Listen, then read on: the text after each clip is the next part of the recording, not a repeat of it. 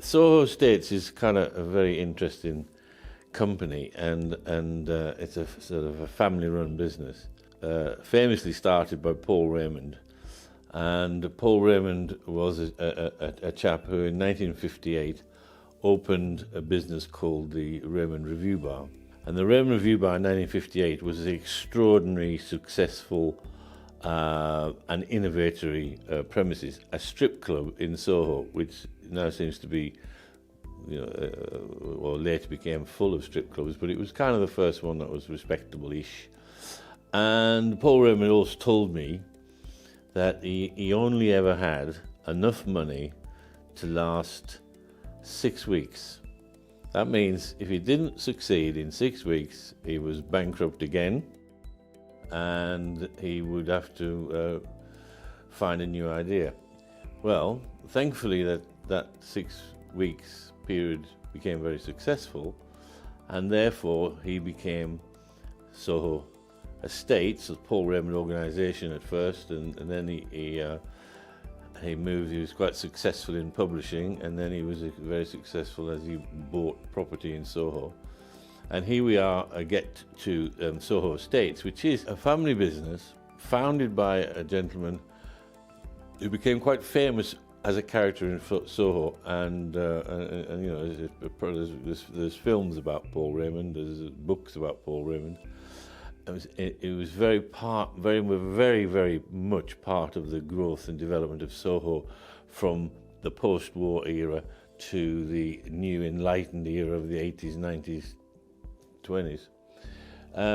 But thank God he was successful, because here we are. I'm talking to you now on the top of a 10-story building built in Charing Cross Road, in between Charing Cross Road and Greek Street.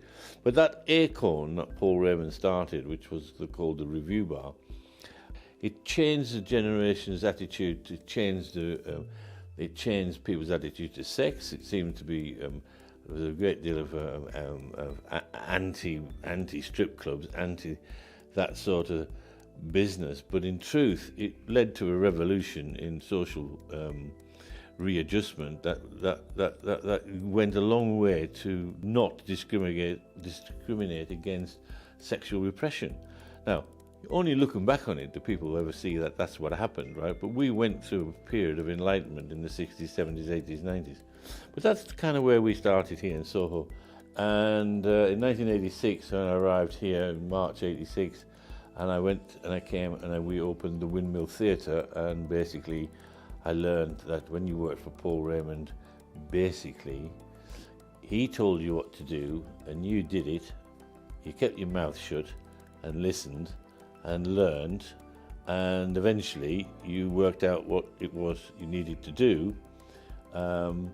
And the Windmill Theatre opened up. It became a thing called Paramount City. It became a TV studio. It was quite successful, then not so.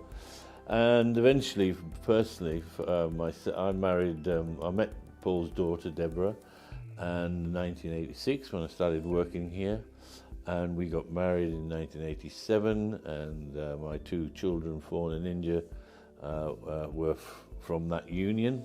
And I suddenly, as you well might imagine, running nightclubs till 4 o'clock in the morning is not conducive to married life. So Deborah said to her father, you better get John out of that job. So I had to re-employ myself, which I found quite difficult actually. Find somebody who could do my job. And then I went to work in the property department. And basically I just made sure that when the phone rang, I answered it, and eventually it only ever rang for me, and I became the property department of Soho Estates. And that's kind of how I ended up here, right? And I'm managing director of Soho Estates. I control the strategy and decision making of Soho Estates as a family and generational business. And I look forward to my next 2 generations. I have 4 grandchildren, 3 children, and this company is entirely, we are blessed by having 2 shareholders. So